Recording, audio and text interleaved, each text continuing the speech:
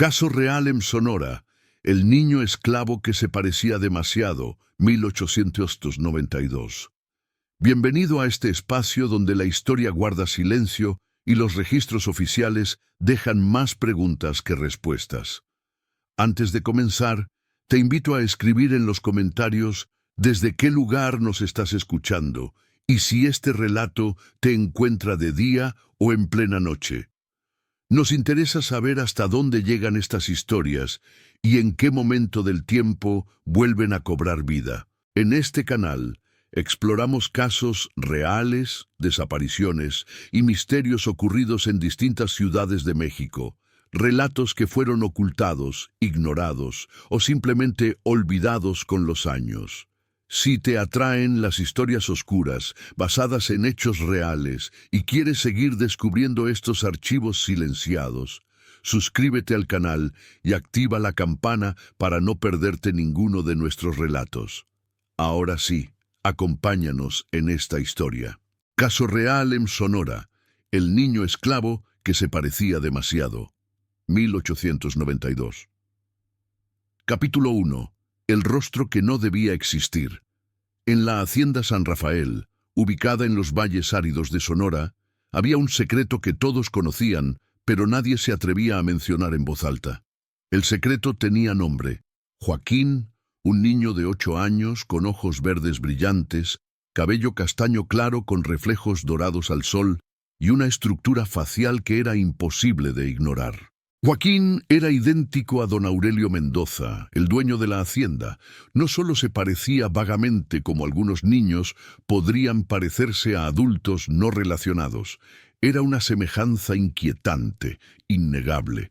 Los mismos ojos verdes raros en una región donde la mayoría tenía ojos oscuros. La misma nariz recta y aristocrática. La misma línea de mandíbula fuerte. La misma sonrisa torcida que mostraba un diente, ligeramente más prominente en el lado izquierdo. «Es como ver un fantasma», susurraban los trabajadores cuando Joaquín pasaba, «o como ver al patrón cuando era niño». La madre de Joaquín se llamaba Sofía García. Tenía 32 años y había trabajado en la hacienda desde que tenía 16. Joaquín había nacido cuando ella tenía 24, resultado de una noche cuando don Aurelio, entonces de 35 años, había venido a sus cuartos borracho y había tomado lo que quería sin preguntar. Sofía nunca había hablado de esa noche con nadie, pero cuando Joaquín nació y creció, cuando su rostro comenzó a mostrar características que no podían ser negadas, el origen del niño se volvió obvio para todos. Don Aurelio era el padre de Joaquín, aunque nunca lo reconocería públicamente. Durante los primeros años de la vida de Joaquín, la semejanza no era tan pronunciada. Era un bebé hermoso, luego un niño pequeño adorable. Pero a medida que crecía, a medida que sus rasgos se definían más claramente, la semejanza con don Aurelio se volvía imposible de ignorar. «Tu hijo se ve exactamente como el patrón», le decía una trabajadora llamada Isabela Sofía cuando Joaquín tenía 5 años. «Es extraordinario, es como si alguien hubiera hecho una copia». «Lo sé», respondía Sofía con voz cuidadosa, «pero es mejor no hablar de eso, no trae nada bueno». Sofía tenía razón al preocuparse, porque aunque don Aurelio nunca reconocería a Joaquín como su hijo, tampoco podía ignorar la semejanza, y esa semejanza, en lugar de inspirar afecto paternal, inspiraba resentimiento y ira.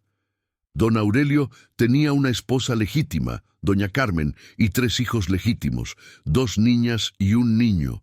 Pero el hijo legítimo de don Aurelio, llamado Antonio, había nacido con problemas de salud. Era débil, enfermizo, a menudo confinado a la cama, y no se parecía mucho a don Aurelio. Había heredado los rasgos de su madre: ojos oscuros, cabello negro, complexión delicada.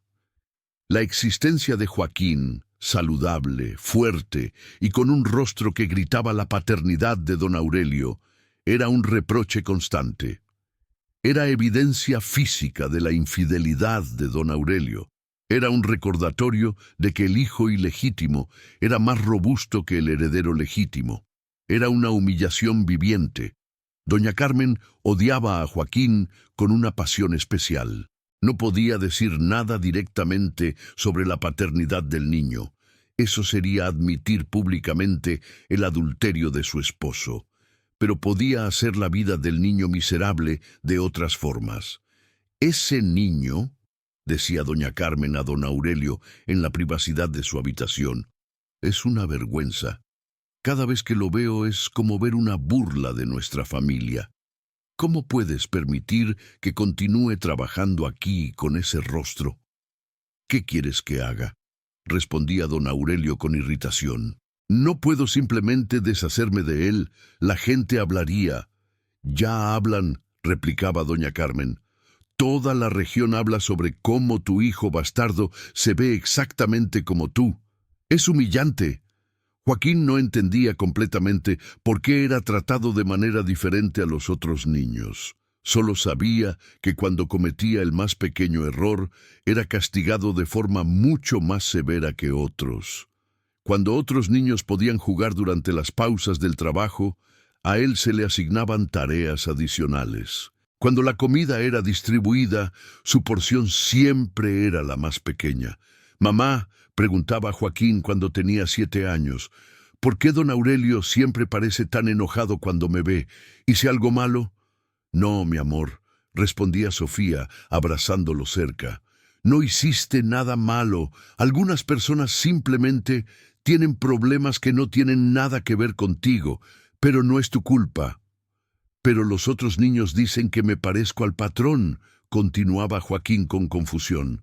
«Dicen que tengo sus ojos. ¿Es malo parecerse a alguien?» Sofía sentía su corazón romperse con la pregunta. «No, mi amor, no es malo, pero a veces parecerse a alguien puede hacer que las situaciones sean complicadas. ¿Entiendes?» «No realmente», admitía Joaquín. «¿Es porque él es mi papá?» Sofía se congelaba. «¿Quién te dijo eso?» «Los otros niños», respondía Joaquín inocentemente. «Dicen que don Aurelio es mi papá, pero que no puede decirlo en voz alta. ¿Es verdad?» «Es complicado», respondía Sofía finalmente, sin saber cómo explicar la situación a un niño de 7 años. «Pero lo que importa es que te amo, más que a nada en el mundo, y siempre cuidaré de ti». «Te amo también, mamá», decía Joaquín abrazándola. «Pero desearía que don Aurelio no me odiara tanto». «Él no te odia», mentía Sofía, aunque sabía que era exactamente lo que don Aurelio sentía. «Solo está confundido, pero no te preocupes por él. Concéntrate en ser un buen niño, en trabajar duro, en ser amable. Eso es todo lo que importa». Pero Sofía sabía que no era suficiente. Sabía que la semejanza de Joaquín con don Aurelio era un problema que solo empeoraría a medida que el niño creciera. Y tenía miedo, un miedo profundo y constante, de lo que don Aurelio podría hacer eventualmente para resolver el problema de Joaquín. Por ahora, Joaquín era solo un niño, pero algún día sería un hombre, y un hombre con el rostro de don Aurelio, trabajando en la misma hacienda, visto por toda la comunidad, sería intolerable para el patrón y su esposa. Sofía sabía que algo tendría que ceder. Rogaba que cuando ese momento llegara, pudiera proteger a su hijo. Pero en el fondo de su corazón, sabía que no tenía poder para protegerlo de nada. Era solo una trabajadora, atada a la hacienda por deudas, sin derechos, sin voz. Y Joaquín, con su rostro maldito que se parecía demasiado al patrón, era aún más vulnerable que ella. Capítulo 2. El castigo desproporcionado. A medida que Joaquín crecía, los castigos se volvían más frecuentes y más severos. Don Aurelio parecía buscar excusas para disciplinar al niño, encontrando faltas donde no existían, magnificando errores menores en ofensas mayores. Cuando Joaquín tenía 8 años, estaba trabajando en los campos, recogiendo algodón con otros niños. Era un trabajo duro para manos pequeñas, y el sol era brutal. Joaquín trabajaba tan rápido como podía, pero era más lento que algunos de los niños mayores. El capataz, un hombre llamado don Vicente, notó que la canasta de Joaquín no estaba tan llena como las de otros. «Joaquín», llamó, «¿por qué no has recogido tanto como los demás? ¿Eres perezoso?» «No, señor», respondió Joaquín rápidamente. «Estoy tratando de ir rápido, pero mis manos son más pequeñas». Era una explicación razonable. Joaquín tenía 8 años. Algunos de los otros niños tenían 10 o 11. Era natural que fuera más lento. Normalmente, don Vicente habría aceptado la explicación y habría seguido adelante. Pero entonces don Aurelio, quien estaba inspeccionando los campos ese día, se acercó. «¿Qué pasa aquí?», demandó. «El niño Joaquín está trabajando lentamente», reportó don Vicente. «Dice que sus manos son demasiado pequeñas». Don Aurelio miró a Joaquín, y por un momento fue como si se estuviera mirando a sí mismo en un espejo de 30 años atrás. Los mismos ojos verdes lo miraban de vuelta, la misma estructura facial. Era inquietante y enfurecedor. «Perezoso», dijo don Aurelio con frialdad, como su madre. «Vicente, dale 10 latigazos. Tal vez eso lo motivará a trabajar más rápido». Los otros trabajadores se quedaron en silencio. 10 latigazos era un castigo severo para cualquier trabajador, mucho menos para un niño de 8 años cuya única falta era trabajar un poco más lento que los niños mayores. «Señor», comenzó don Vicente con incomodidad, «10 latigazos para un niño. Eso parece...» «Estás cuestionando mis órdenes», interrumpió don Aurelio, su voz peligrosamente baja. «No, señor», respondió don Vicente rápidamente. «Por supuesto que no». Joaquín fue llevado al centro del campo donde todos pudieran ver. Le ordenaron que se quitara la camisa y se arrodillara. Tenía 8 años, delgado y pequeño, sus costillas visibles bajo su piel bronceada por el sol. Sofía, trabajando en otra sección del campo, escuchó la conmoción y corrió hacia allí. Cuando vio lo que estaba a punto de suceder, gritó: «¡No! ¡Es solo un niño! ¡Por favor, no lo lastimen!». «Silencio», ordenó don Aurelio, «o recibirás el mismo castigo». Sofía se detuvo, su cuerpo temblando, lágrimas corriendo por su rostro. Quería correr hacia Joaquín, protegerlo con su propio cuerpo, pero sabía que si lo hacía, ambos serían castigados aún más severamente. El primer latigazo cayó. Joaquín gritó, su pequeño cuerpo convulsionándose con el dolor. El segundo latigazo. El tercero. Para el quinto, Joaquín estaba sollozando incontrolablemente, rogando que se detuvieran. «Por favor», lloraba, «lo siento. Trabajaré más rápido, por favor, deténganse». Pero los latigazos continuaron, 10 en total, cada uno dejando una marca roja en la espalda del niño. Para cuando terminó, Joaquín estaba colapsado en el suelo, su cuerpo sacudido por sollozos, sangre goteando de las heridas en su espalda. Sofía corrió hacia él tan pronto como don Aurelio se alejó, levantando a su hijo en sus brazos. «¡Mi bebé!», sollozaban. «Lo siento mucho, lo siento mucho». Los otros trabajadores miraban con una mezcla de horror y pena. Todos sabían por qué Joaquín había sido castigado tan severamente. No era por el algodón, era por su rostro, por el recordatorio constante que representaba, por la vergüenza que su mera existencia causaba a don Aurelio. «Esto es demasiado», murmuraba un trabajador llamado Miguel a otro. «Es solo un niño. ¿Qué hizo para merecer tal crueldad?». «Nació con el rostro equivocado», respondía el otro trabajador amargamente. «Ese es su crimen, y pagará por él cada día de su vida». Sofía llevó a Joaquín de vuelta a sus cuartos. Lavó sus heridas con agua y un trapo limpio. Aplicó ungüento cuando pudo conseguirlo. Joaquín yacía boca abajo en el catre, llorando no solo por el dolor físico, sino por la humillación de ser azotado frente a todos. «Mamá», susurraba Joaquín, su voz ronca de llorar, «¿por qué me odia tanto? ¿Qué hice mal?» «No hiciste nada malo», insistía Sofía, acariciando su cabello cuidadosamente. «Nada en absoluto. Esto no es tu culpa». «Pero tiene que ser mi culpa», decía Joaquín. «Otros niños trabajan lento y no son azotados, solo yo, siempre yo». Sofía no tenía respuesta para eso, porque Joaquín tenía razón. Era siempre él. Cualquier falta menor que otros niños cometían sin consecuencia se convertía en una ofensa seria cuando Joaquín la cometía. Los incidentes continuaban. Cuando Joaquín tenía 9 años, accidentalmente rompió un cubo mientras llevaba agua. Otros niños habían roto cubos antes sin consecuencia seria. Pero Joaquín fue azotado de nuevo, 5 latigazos esta vez, y se le hicieron trabajar horas extra para pagar por el cubo roto. Cuando Joaquín tenía 10 años, fue acusado de robar comida de la cocina. En realidad, otra trabajadora le había dado pan extra porque sabía que el niño siempre tenía hambre. Pero don Aurelio no le creyó. Joaquín fue encerrado en un cuarto pequeño y oscuro durante 2 días sin comida ni agua como castigo. «Esto es tortura», le decía Sofía a Isabel, una de las pocas trabajadoras en quien confiaba.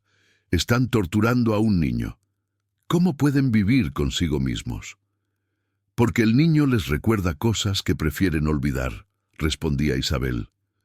Don Aurelio ve su propio pecado reflejado en el rostro de Joaquín, y doña Carmen ve evidencia de la infidelidad de su esposo.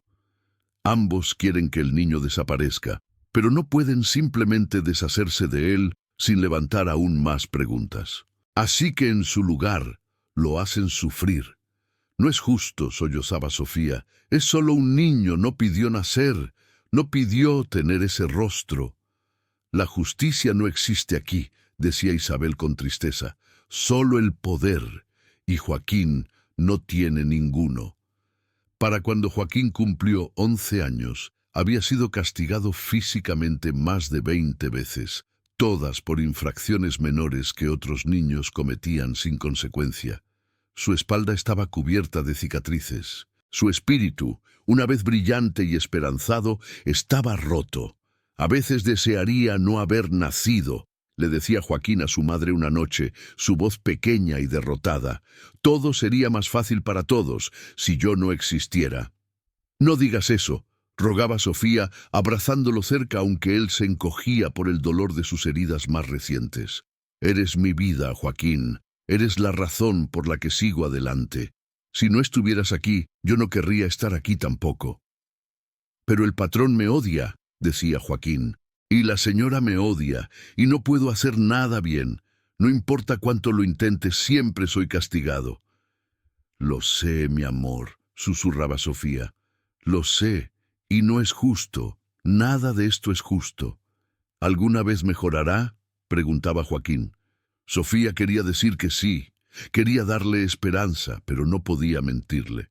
«No lo sé», admitía, «pero te prometo que siempre te amaré. Siempre estaré aquí para ti, no importa qué pase». Era una promesa que desesperadamente quería mantener, pero era una promesa sobre la que no tendría control, porque los eventos ya estaban en movimiento que arrancarían a Joaquín de ella, que lo enviarían lejos, donde nunca podría protegerlo, donde nunca lo vería de nuevo, y todo comenzaría con una conversación en el pueblo, con palabras dichas en voz demasiado alta, con un secreto que todos conocían, pero que finalmente fue declarado donde no podía ser ignorado. Capítulo 3. Las palabras que sellaron un destino. Era un sábado de mercado en el pueblo de San José, a 5 kilómetros de la hacienda San Rafael. Don Aurelio y doña Carmen habían ido al pueblo para comprar suministros y asistir a misa. Joaquín, ahora de 11 años, había sido enviado con otros trabajadores para ayudar a cargar las compras en la carreta. El mercado estaba lleno de gente. Comerciantes gritaban sus precios, niños corrían entre las multitudes, mujeres regateaban por verduras y telas. Era bullicioso, colorido, lleno de vida. Joaquín estaba parado cerca de la carreta, esperando órdenes, cuando dos mujeres mayores del pueblo pasaron. Una de ellas se detuvo abruptamente cuando vio a Joaquín, sus ojos ampliándose. «Dios mío», dijo en voz alta, «mira a ese niño. ¿Quién es? Se ve exactamente como don Aurelio Mendoza cuando era joven. Es extraordinario». La otra mujer miró a Joaquín, luego alrededor, para ver si don Aurelio estaba cerca. «Baja la voz», siseó.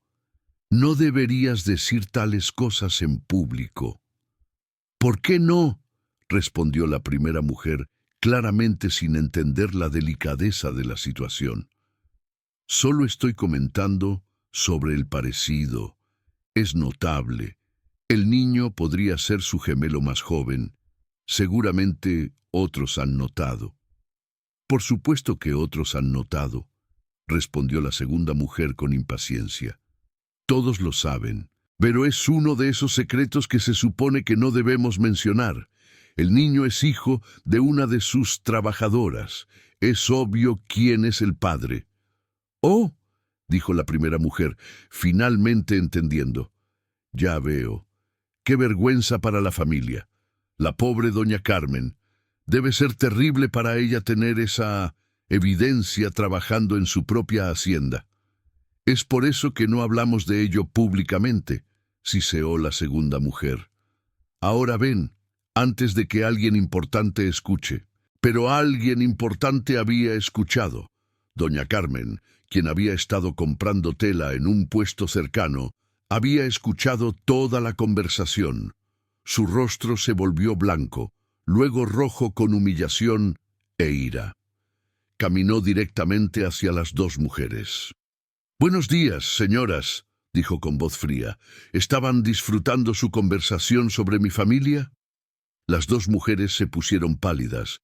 «Doña Carmen», tartamudeó una. «No queríamos ofender». «¿No querían ofender?», repitió doña Carmen, su voz elevándose. «¿Discutiendo los asuntos privados de mi familia en el mercado público donde cualquiera puede escuchar, humillándome frente a toda la comunidad?» «Lo sentimos mucho», dijo la otra mujer bajando la cabeza. «No pensamos...» «Claramente no pensaron», interrumpió doña Carmen. «Ahora váyanse, y si escucho que han estado esparciendo chismes sobre mi familia, me aseguraré de que se arrepientan». Las dos mujeres huyeron rápidamente. Doña Carmen se quedó allí, temblando de ira y humillación. Miró alrededor y vio a Joaquín parado cerca de la carreta, observando toda la escena con ojos grandes y asustados. Por un momento, doña Carmen y Joaquín se miraron directamente, y en ese momento Joaquín vio odio puro en los ojos de la mujer.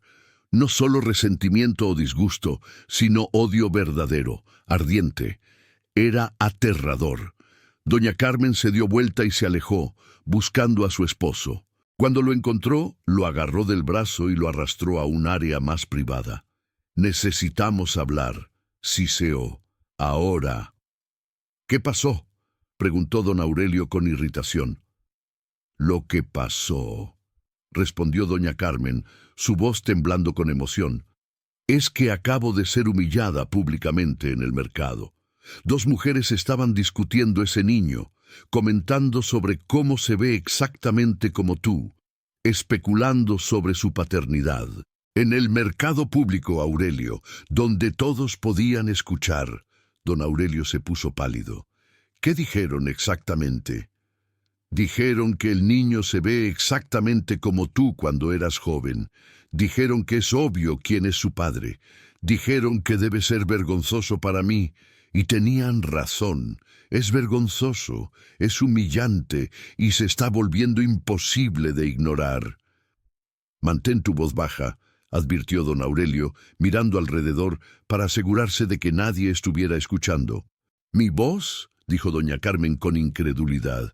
No soy yo quien debería mantener mi voz baja. Eres tú quien creó este problema. Eres tú quien tuvo un hijo con esa trabajadora, y ahora ese hijo está aquí, trabajando en nuestra propiedad, con tu rostro, para que todos lo vean y comenten. ¿Qué quieres que haga?, preguntó don Aurelio con frustración. No puedo cambiar el pasado. No, acordó doña Carmen, pero puedes cambiar el presente. Ese niño necesita irse. Necesita ser enviado lejos de aquí, a algún lugar donde nadie lo conozca, donde su rostro no sea un recordatorio constante de tu infidelidad. Enviarlo lejos causará preguntas, señaló don Aurelio. La gente se preguntará por qué de repente me deshice del niño.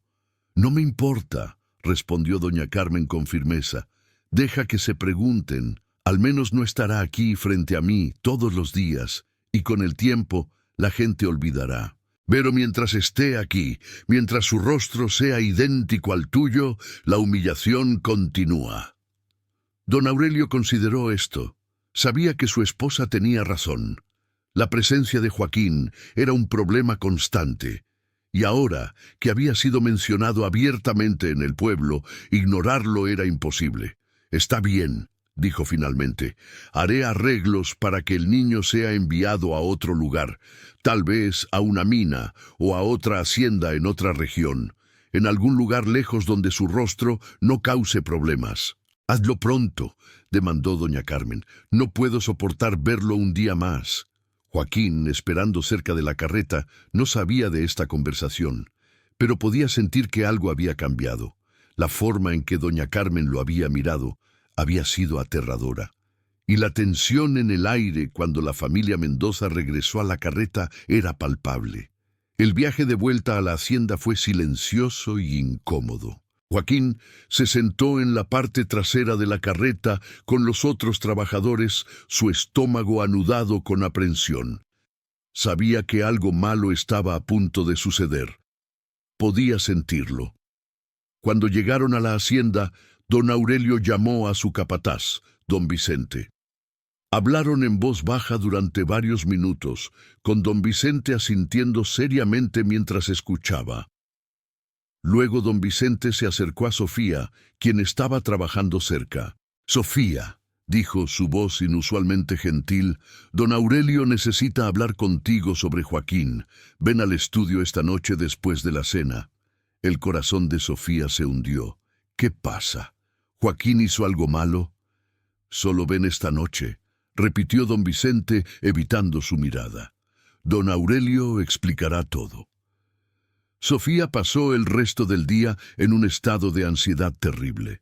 Cuando finalmente fue convocada al estudio de don Aurelio esa noche, sus manos temblaban mientras tocaba la puerta. «¡Entra!», llamó la voz de don Aurelio. Sofía entró, sus ojos bajados respetuosamente. Don Aurelio estaba sentado detrás de su escritorio, su expresión seria, pero no enojada. «Sofía», comenzó, «necesitamos discutir el futuro de Joaquín». El corazón de Sofía latía con fuerza. «¿Señor?» «El niño está creciendo», continuó don Aurelio, «y su presencia aquí se ha vuelto problemática. Ha habido chismes en el pueblo, la gente está hablando. No es bueno para mi familia y no es bueno para el niño». «¿Qué está diciendo?», preguntó Sofía, aunque temía que ya conociera la respuesta. «Estoy diciendo que Joaquín necesita irse», respondió don Aurelio directamente. «He hecho arreglos para que sea transferido a otra propiedad, una mina en el norte. Saldrá al final de la semana». «¡No!», gritó Sofía, olvidando momentáneamente que estaba hablando con el patrón. «No puede quitarme a mi hijo, es todo lo que tengo». «Esta decisión no está abierta a discusión», dijo don Aurelio con firmeza. «Es lo mejor para todos, incluyendo a Joaquín. Aquí siempre será un recordatorio de cosas que es mejor olvidar. En otro lugar puede comenzar de nuevo». «¡Comenzar de nuevo!», repitió Sofía con incredulidad. «Es un niño de 11 años. Lo está enviando a trabajar en una mina. Es una sentencia de muerte». Es una oportunidad, corrigió don Aurelio, aunque su voz carecía de convicción. Y es final. Joaquín se irá al final de la semana. Puedes decirle o puedo hacerlo. Tú eliges. Sofía se derrumbó en el suelo, sollozando. Por favor, rogó, por favor no me lo quite. Haré cualquier cosa, trabajaré más duro, mantendré a Joaquín alejado de su vista. Solo déjeme quedármelo. La decisión está tomada, dijo don Aurelio, mirando hacia otro lado, incapaz de encontrar los ojos de la mujer que había violado, cuyo hijo había engendrado, cuya vida ahora estaba destruyendo nuevamente. Ahora vete y prepara al niño para su partida. Sofía salió del estudio, su mundo colapsando a su alrededor. Tenía 4 días antes de que su hijo fuera arrancado de ella y enviado a un destino incierto. 4 días para memorizar su rostro, su voz, su presencia, porque sabía en el fondo de su corazón que una vez que Joaquín se fuera, nunca lo volvería a ver. Capítulo 4. Los últimos días, Sofía no le dijo a Joaquín inmediatamente. No podía soportar verle el miedo en los ojos, escuchar sus protestas, sentir su dolor. Así que durante el primer día, después de su conversación con don Aurelio, actuó como si nada estuviera mal, tratando de darle a su hijo un último día de normalidad antes de que su mundo fuera destrozado. Pero Joaquín no era tonto. Notaba que su madre estaba actuando extraño, que sus ojos estaban rojos de llorar, que la abrazaba más fuerte y más a menudo de lo usual. «Mamá», preguntó la segunda noche, «¿qué pasa? ¿Estás enferma?» Sofía miró a su hijo, su hermoso hijo de 11 años, con los ojos verdes que habían sellado su destino. Sabía que no podía postergar más. Tenía que decirle la verdad. «Joaquín, mi amor», comenzó, su voz quebrándose, «necesito decirte algo, y es muy difícil». Joaquín se sentó en su catre, mirándola con ojos grandes y preocupados. «¿Qué es, mamá?» «Don Aurelio ha decidido que necesitas ir a otro lugar», dijo Sofía, eligiendo sus palabras cuidadosamente. «Te están transfiriendo a otra propiedad, en el norte». Por un momento, Joaquín simplemente la miró, sin comprender. Luego la realización comenzó a aparecer en su rostro. «¿Me están enviando lejos? ¿Por qué?» «Porque te pareces demasiado a él», respondió Sofía con amargura. «Tu rostro, Joaquín, tu rostro es el problema. Les recuerda cosas que no quieren recordar. Y ahora que la gente en el pueblo está hablando abiertamente sobre el parecido, han decidido que es más fácil deshacerse de ti que enfrentar la verdad». «Pero no quiero irme», dijo Joaquín, su voz elevándose con pánico. «No quiero dejarte. Eres mi mamá. ¿Cómo puedo irme sin ti?» «Lo sé, mi amor», sollozaba Sofía, alcanzándolo para abrazarlo. «Lo sé, pero no tenemos elección. Don Aurelio ha tomado la decisión, y no tenemos poder para desafiarlo». «¿Cuándo?», preguntó Joaquín, lágrimas comenzando a correr por su rostro. «¿Cuándo tengo que irme?» «Al final de la semana», respondió Sofía. «En 3 días». Joaquín se derrumbó en los brazos de su madre, sollozando. «No es justo», lloraba, «no es justo. ¿Por qué me odian tanto? ¿Qué hice?» «No hiciste nada», insistía Sofía, sosteniendo a su hijo cerca, sintiendo su cuerpo sacudido por sollozos. «Absolutamente nada. Esto no es culpa tuya, es culpa de ellos, de su cobardía, de su vergüenza, de su crueldad». Pasaron esa noche abrazados, ninguno durmiendo, ambos tratando de memorizar la sensación del otro. Sofía memorizaba el peso de su hijo en sus brazos, el sonido de su respiración, el olor de su cabello. Joaquín memorizaba el latido del corazón de su madre, la calidez de su abrazo, el sonido de su voz susurrándole palabras de consuelo. Los siguientes 2 días fueron los más difíciles de la vida de Sofía. Sabía que cada momento con Joaquín podría ser el último. Así que pasaban cada momento libre juntos, hablando, compartiendo memorias, diciéndose cosas que necesitaban decir antes de que fuera demasiado tarde. «Mamá», decía Joaquín el día antes de su partida programada, «¿alguna vez me verás de nuevo?» Sofía quería mentir, quería darle esperanza, pero no podía. «No lo sé, mi amor», admitía. «Las minas están muy lejos, y no tengo forma de viajar allí. Pero te prometo que pensaré en ti cada día, y rogaré por tu seguridad, y esperaré, siempre esperaré, que algún día puedas volver a mí. Voy a volver», prometía Joaquín con la determinación de un niño que no entendía completamente los obstáculos que enfrentaría. «Cuando sea mayor, cuando sea libre, volveré y te encontraré, lo prometo». «Guarda esa promesa en tu corazón», decía Sofía, tocando su pecho donde su corazón latía. «Déjala darte fuerza cuando las cosas sean difíciles, porque saber que podrías volver algún día me ayudará a continuar». La noche antes de que Joaquín se fuera, Sofía no durmió en absoluto. Solo se quedó despierta, sosteniendo a su hijo, memorizando cada detalle de él. Memorizaba sus pestañas largas, la forma de su nariz, la pequeña cicatriz en su barbilla de cuando se había caído cuando tenía 5 años. Memorizaba el sonido de su respiración, la manera en que su mano se aferraba a la de ella mientras dormía. «Te amo», susurraba una y otra vez en la oscuridad. «Te amo más que a mi propia vida. Nunca lo olvides. No importa lo que pase, no importa dónde estés, siempre te amaré». En la mañana, cuando el sol apenas comenzaba a salir, don Vicente vino a recoger a Joaquín. «Es hora», dijo con suavidad. «La carreta está esperando». Joaquín se aferró a su madre, sin querer soltarla. «No quiero ir», sollozaba. «Por favor, mamá, no dejes que me lleven». «No tengo poder para detenerlos», lloraba Sofía, sosteniendo a su hijo tan fuertemente como se atrevía. «Pero te prometo que siempre te amaré, que nunca te olvidaré, que eres lo más precioso que jamás existió». Don Vicente finalmente tuvo que separarlos físicamente, levantando a Joaquín y llevándolo hacia la carreta. Joaquín luchaba, gritando por su madre, extendiendo sus brazos hacia ella. «Mamá, mamá, no dejes que me lleven, por favor». Sofía corrió detrás, sollozando, tratando de alcanzar a su hijo una vez más, pero otros trabajadores la sostenían, sabiendo que si causaba una escena, solo empeoraría las cosas para todos. «Joaquín», gritaba, «te amo, nunca lo olvides, siempre te amaré». «Te amo, mamá», gritaba Joaquín mientras era colocado en la carreta.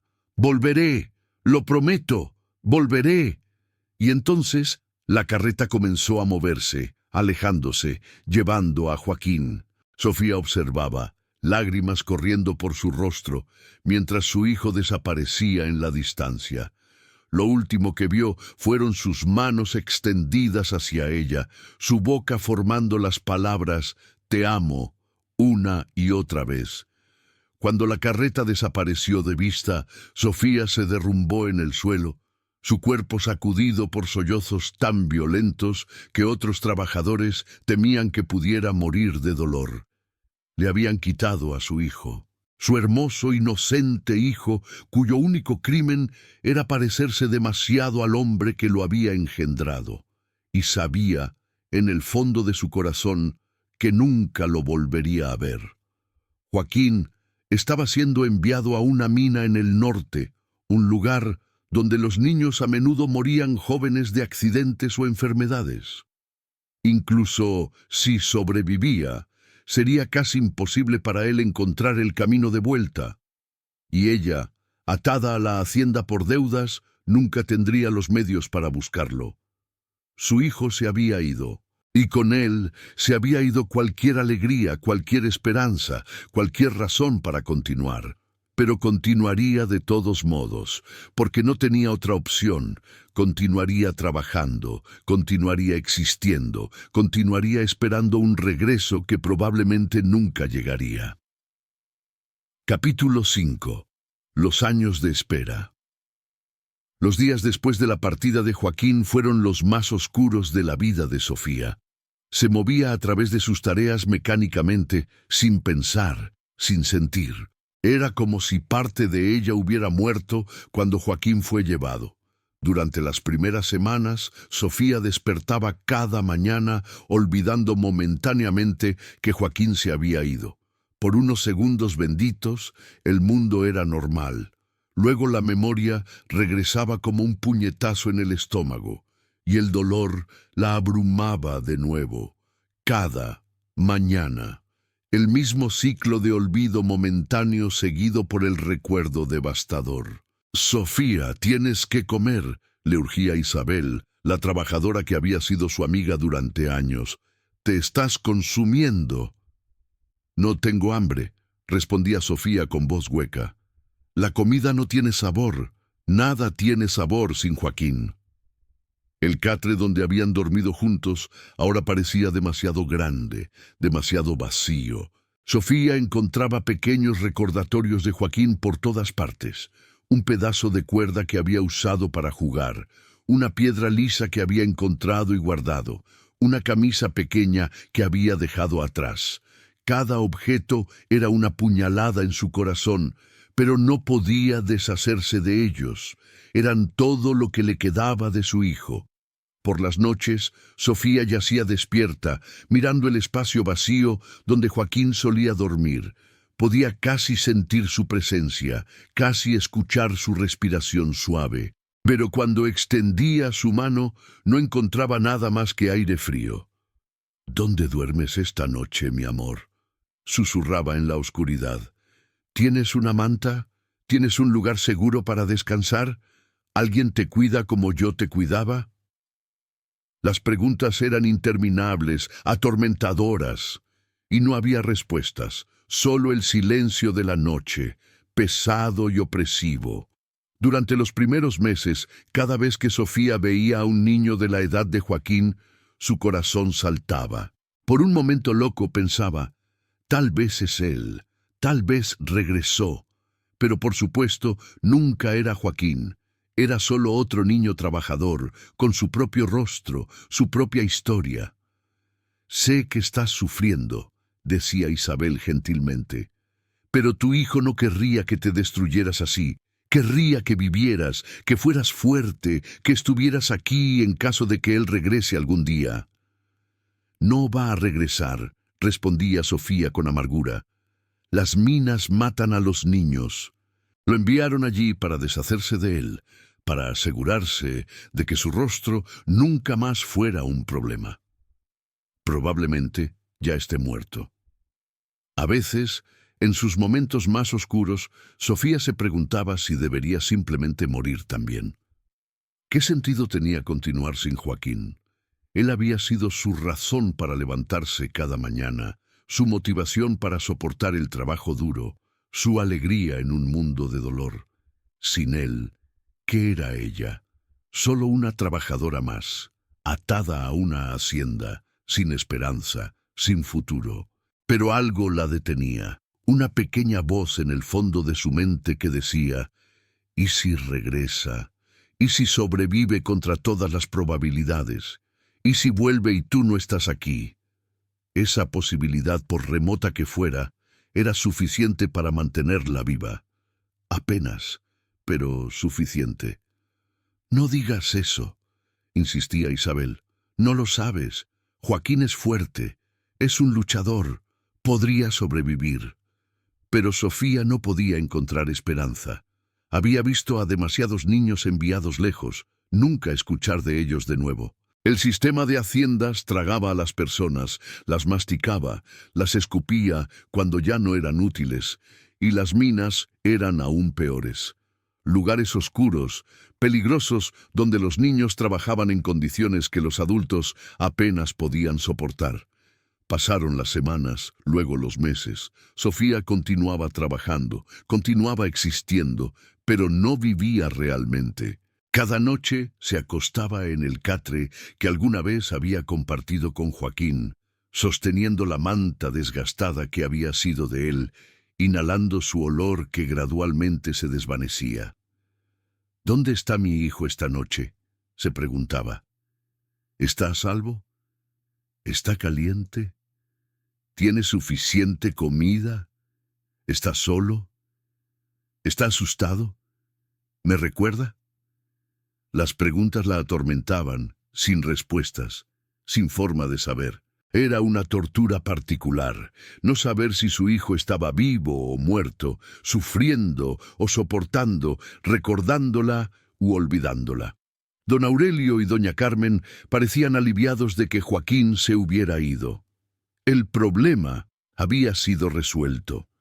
Ya no había un rostro caminando por la hacienda que gritaba la infidelidad de don Aurelio.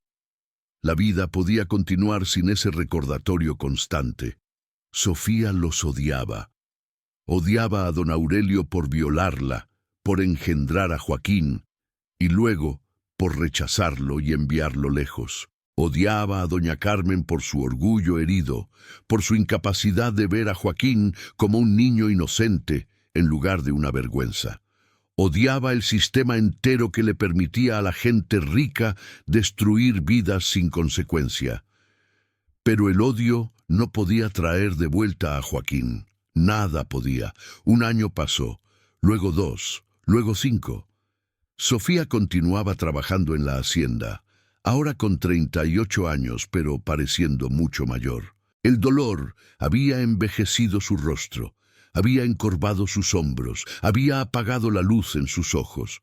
Otros trabajadores que habían conocido a Joaquín hablaban de él ocasionalmente en voces bajas, recordando al niño brillante con los ojos verdes que se había parecido demasiado al patrón. «Me pregunto qué le pasó», decía un trabajador. «Probablemente muerto», respondía otro con tristeza. «La mayoría de los niños enviados a las minas no duran mucho». «Pobre Sofía», decía un tercero. «Perdió a su hijo por nada más que su rostro. ¿Qué clase de justicia es esa?» «No hay justicia aquí», respondía el primero. «Solo poder, y aquellos sin poder pagan el precio».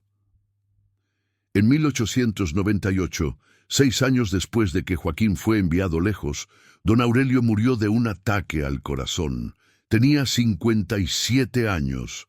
Su hijo legítimo Antonio, ahora de 17 años pero aún débil y enfermizo, heredó la hacienda.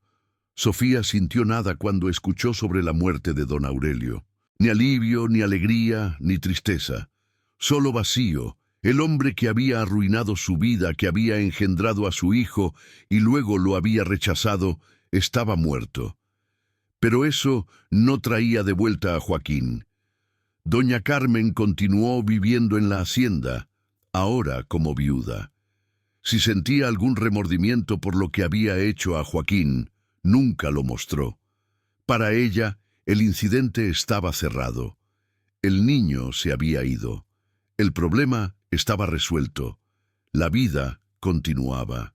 Para 1900, 8 años después de que Joaquín se fue, Sofía tenía 42 años. Su salud comenzaba a fallar. Años de trabajo duro y pena habían cobrado su precio. Tosía frecuentemente, su cuerpo estaba débil, se cansaba fácilmente. «Deberías ver a un médico», le decía Isabel con preocupación. «¿Para qué?», respondía Sofía. «Si estoy muriendo, entonces muero. No hay nada en esta vida que me haga querer aferrarme a ella». «¿Qué pasa con Joaquín?», preguntaba Isabel. «¿Y si regresa y tú no estás aquí?». «No va a regresar», respondía Sofía con la certeza de alguien que había abandonado la esperanza. «Han pasado 8 años. Si fuera a regresar, ya lo habría hecho. Está muerto, Isabel. Mi hijo está muerto. Lo sé en mi corazón». «No lo sabes con certeza», insistía Isabel. «Hasta que tengas prueba, deberías mantener la esperanza». Pero Sofía no podía mantener la esperanza. La esperanza era demasiado dolorosa. Era más fácil aceptar que Joaquín estaba muerto, llorar su pérdida y seguir adelante en su existencia sin alegría. Los años continuaban pasando. 1905, 1910. 19 años desde que Joaquín fue enviado lejos. Sofía ahora tenía 52 años, su cabello completamente gris, su cuerpo encorvado por el trabajo y la enfermedad. Todavía trabajaba, todavía existía, pero era una sombra de quien había sido. Nuevos trabajadores que llegaban a la hacienda no conocían la historia de Joaquín. Para ellos, Sofía era solo una trabajadora mayor, silenciosa y triste, sin nada notable sobre ella. Pero los trabajadores más viejos recordaban al niño con los ojos verdes que se había parecido demasiado al patrón. Recordaban cómo había sido castigado más severamente que otros. Recordaban el día en que fue enviado lejos, llorando por su madre, y recordaban cómo Sofía había sido destruida por su pérdida. «Es una tragedia», decía un trabajador viejo a uno más joven, contándole la historia. «El niño no hizo nada malo, solo nació con el rostro equivocado y pagó por eso con su vida». «¿Y la madre?», preguntaba el trabajador más joven. «Ella paga por eso cada día», respondía el viejo. «Ha pasado 20 años esperando un hijo que nunca regresará. Es una muerte lenta, la muerte del corazón, pero tal vez la más dolorosa de todas». Sofía sabía que la gente hablaba de ella, de su historia, pero no le importaba. Ya no le importaba nada. Simplemente existía, día tras día, esperando el fin que sabía que eventualmente llegaría. Y cuando ese fin finalmente llegara, cuando finalmente pudiera descansar, rogaba que pudiera reunirse con Joaquín. Tal vez en la muerte podrían estar juntos de nuevo. Tal vez en la muerte finalmente podría sostener a su hijo, decirle cuánto lo amaba, escuchar su voz una vez más. Era todo lo que le quedaba, la esperanza de una reunión después de la muerte, porque en esta vida sabía que nunca volvería a ver a su hijo de nuevo. Capítulo 6. La verdad que nunca llegó. En 1912, 20 años después de que Joaquín fue enviado lejos, Sofía estaba muriendo.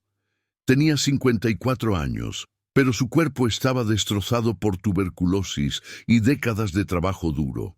Yacía en su catre, en el pequeño cuarto que había sido su hogar durante casi 40 años, apenas capaz de respirar, sabiendo que sus días estaban contados. Isabel se sentaba con ella la mayoría de las noches, asegurándose de que no muriera sola. Era una última bondad de una amiga que había sido testigo de tanto sufrimiento de Sofía.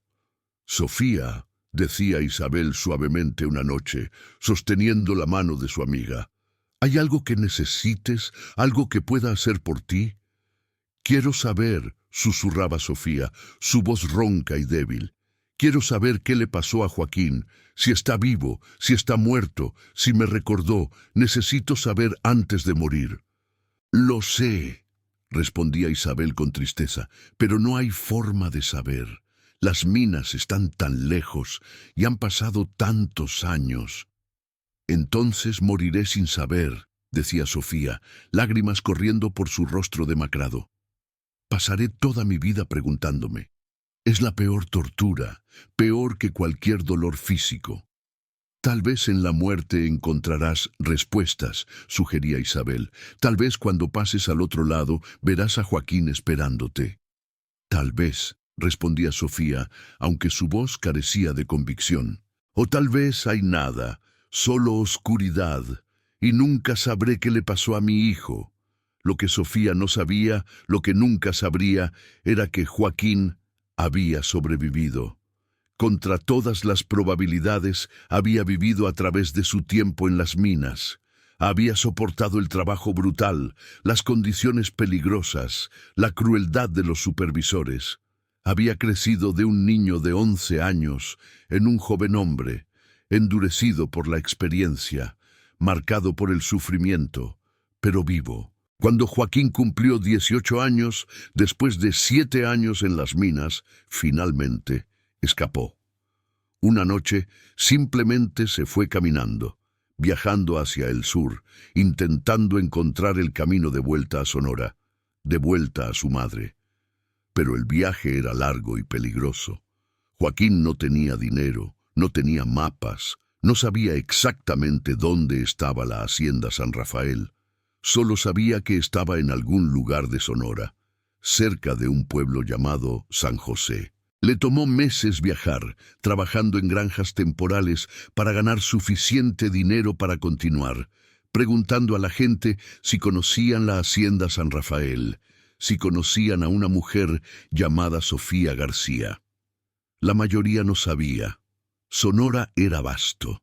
Había docenas de haciendas, cientos de trabajadores. Encontrar a una mujer específica era casi imposible. Pero Joaquín no se rendía.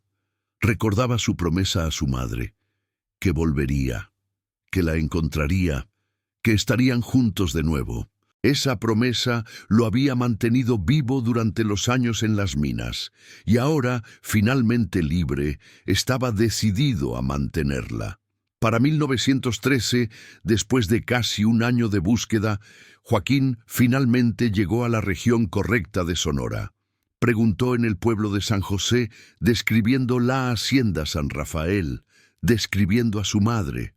¿Sofía García?, repitió un comerciante viejo pensando.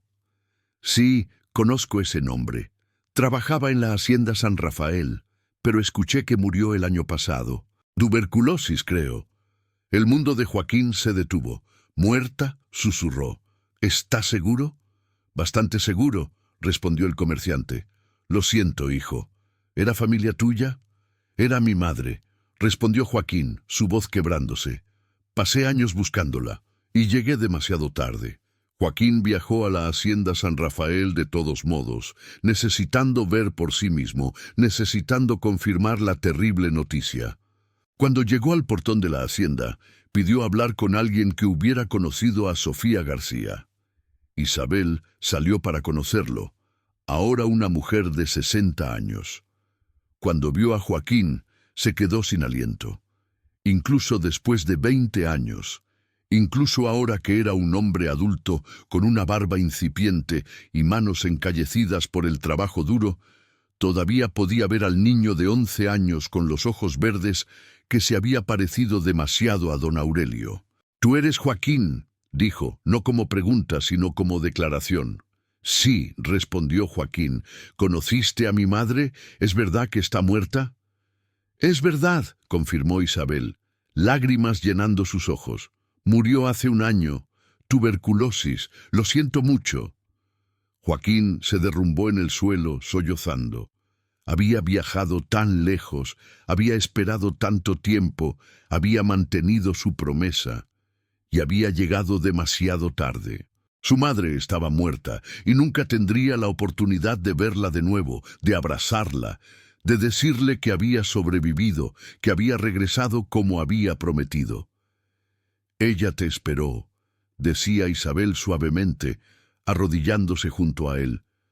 «Cada día durante 20 años esperó que volvieras. Nunca dejó de amarte, nunca dejó de esperar, y en sus últimos días lo único que quería era saber qué te había pasado». «Estoy aquí», lloraba Joaquín. «Estoy aquí ahora, pero es demasiado tarde. Es demasiado tarde». Isabel lo llevó a la tumba de Sofía, marcada con una cruz simple en el cementerio de trabajadores de la hacienda. Joaquín se arrodilló junto a la tumba, tocando la tierra donde su madre estaba enterrada. «Lo siento, mamá», susurraba. «Siento haber tardado tanto en volver. Intenté tanto, pero el mundo es grande y yo era solo un niño. Y ahora que finalmente llegué, tú te has ido. Estoy tan cerca, pero aún así demasiado lejos». Se quedó allí durante horas, llorando por la madre que había perdido 2 veces, primero cuando fue enviado lejos, a los 11 años, y de nuevo ahora cuando regresó demasiado tarde para reunirse con ella. Isabel compartió historias sobre Sofía, sobre cómo había vivido después de que Joaquín se fue, sobre cómo nunca había dejado de amarlo, sobre cómo había muerto aún esperándolo. «Ella habría estado tan feliz de saber que sobreviviste», decía Isabel, «que mantuviste tu promesa». Que intentaste volver, eso le habría dado tanta paz. Pero nunca lo sabrá, respondía Joaquín con amargura. Murió sin saber, murió preguntándose, es tan injusto. Toda tu historia es injusta, decía Isabel. Fuiste castigado por tu rostro, por algo que no podías controlar. Fuiste enviado lejos simplemente porque te parecías demasiado a tu padre. Y ahora, después de todo lo que sufriste, después de todo lo que sobreviviste, llegaste demasiado tarde para ver a tu madre de nuevo. Es una de las tragedias más crueles que he presenciado. Joaquín se quedó en la región durante varios meses, trabajando en empleos ocasionales, visitando la tumba de su madre regularmente. Eventualmente, supo que necesitaba seguir adelante, que no podía pasar el resto de su vida en luto junto a una tumba, pero antes de irse, hizo una promesa final a su madre. «Viviré», susurraba en su tumba, «viviré bien, tendré una familia, tendré hijos». Y les diré sobre ti, les diré sobre la mujer valiente que me amó más que a su propia vida. Les diré que mi nombre es Joaquín García, hijo de Sofía García, y tu memoria vivirá a través de mí. Con esa promesa, Joaquín finalmente se fue, llevando el dolor de su madre con él, pero también su amor, su fuerza, su legado. Epílogo: el legado de un rostro. La historia de Joaquín, el niño que se pareció demasiado al patrón, se volvió una de las más contadas entre los descendientes de trabajadores de Hacienda en Sonora. Joaquín mismo se aseguró de que la historia fuera preservada, contándola a sus propios hijos y nietos. «Mi nombre es Joaquín García», comenzaba su historia, «y cuando era niño fui castigado no por lo que hice, sino por cómo me veía. Me parecía demasiado a mi padre, un hombre rico que nunca me reconoció, que me odiaba por ser un recordatorio de su pecado. Y cuando la semejanza se volvió demasiado inconveniente para él, me envió lejos. Me arrebató de mi madre cuando tenía 11 años, y ella murió 20 años después, aún esperándome, sin saber nunca que había sobrevivido. Joaquín vivió una vida larga. Se casó, tuvo 5 hijos, vio crecer a sus nietos, y a cada uno de ellos les contó sobre Sofía, sobre su amor inquebrantable, sobre su sufrimiento, sobre cómo había esperado durante 2 décadas un hijo que llegó demasiado tarde. En 1950, cuando Joaquín tenía 69 años, un historiador local llamado Dr. Alberto Ramírez estaba documentando historias de la era de las haciendas. Joaquín compartió su historia completa, incluyendo detalles que nunca había contado a nadie. Sobre los castigos severos que había recibido, sobre el día en que fue arrancado de su madre, sobre los años en las minas, sobre su búsqueda desesperada para encontrarla, sobre llegar un año demasiado tarde. «Su historia», le dijo el doctor Ramírez a Joaquín, «es un ejemplo perfecto de cómo el sistema de haciendas destruía familias no solo a través de explotación económica, sino también a través de crueldad caprichosa. Usted fue castigado simplemente por su apariencia física, por algo completamente fuera de su control. Es una de las formas más absurdas de opresión que he documentado». «No fue solo absurdo», corrigió Joaquín. «Fue devastador. Mi madre pasó 20 años esperándome. Murió sin saber que había sobrevivido, sin saber que había intentado volver. Eso es lo que más me duele, que nunca pudo tener paz. Nunca pudo saber que mantuve mi promesa». El doctor Ramírez publicó la historia de Joaquín en un libro en 1952 titulado «Rostros de la opresión, historias de la era de las haciendas». El capítulo sobre Joaquín se tituló «El niño que se pareció demasiado, una historia de castigo por semejanza».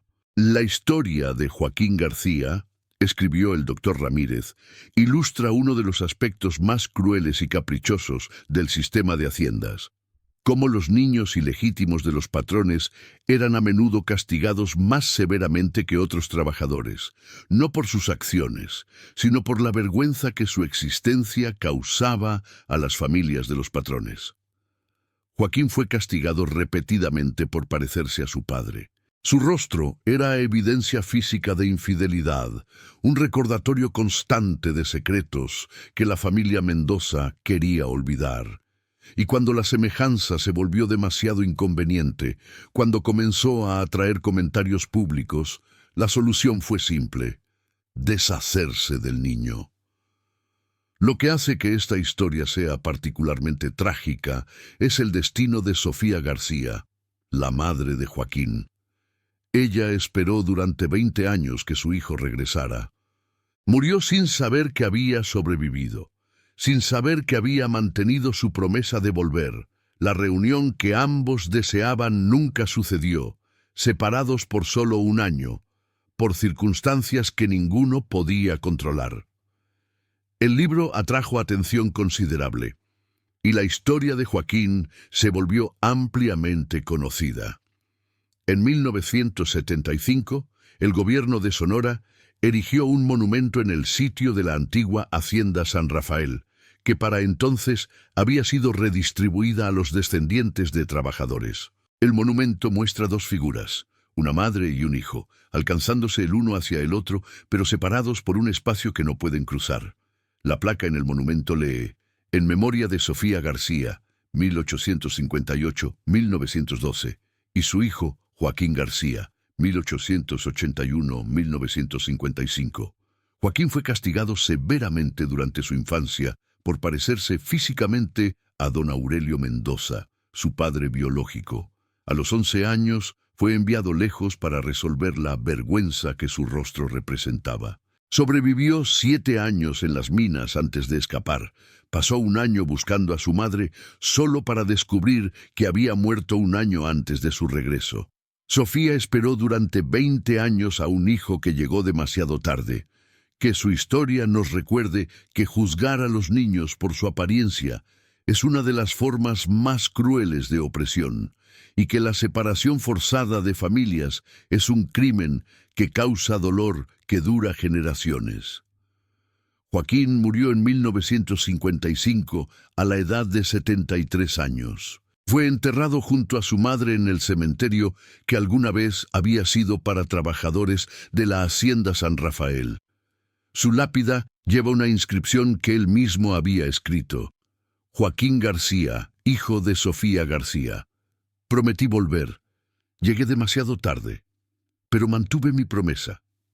Hoy, más de un siglo después de que Joaquín fue enviado lejos de su madre, su historia aún es contada en Sonora.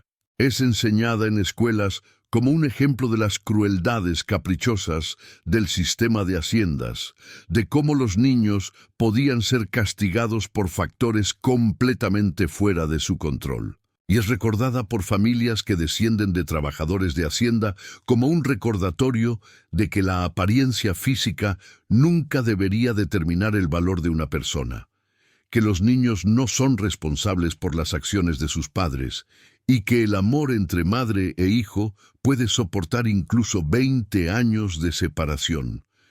La reunión que Joaquín y Sofía nunca tuvieron en vida permanece como una de las tragedias más conmovedoras de la era de las haciendas. Pero su historia también es un testimonio de la fuerza del amor maternal, de la determinación de un niño de mantener su promesa contra todas las probabilidades, y del costo humano de sistemas que trataban a las personas como problemas a resolver en lugar de seres humanos con dignidad y derechos. Si te gustó esta historia y quieres conocer más casos reales de niños castigados por factores fuera de su control, de familias destruidas por separación forzada y de las crueldades caprichosas que ocurrían bajo el sistema de haciendas, suscríbete y activa la campanita.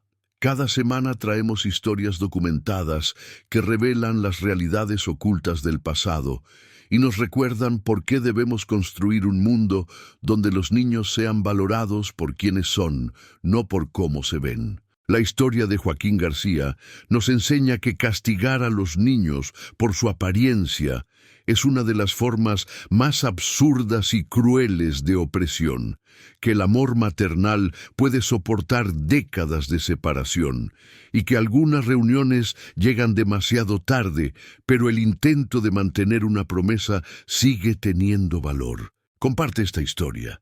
Recuerda sus nombres y honra su memoria luchando por un mundo donde ningún niño sea juzgado por su rostro, donde ninguna madre espere 20 años por un hijo que llega demasiado tarde y donde las familias sean protegidas en lugar de destruidas por sistemas crueles e injustos.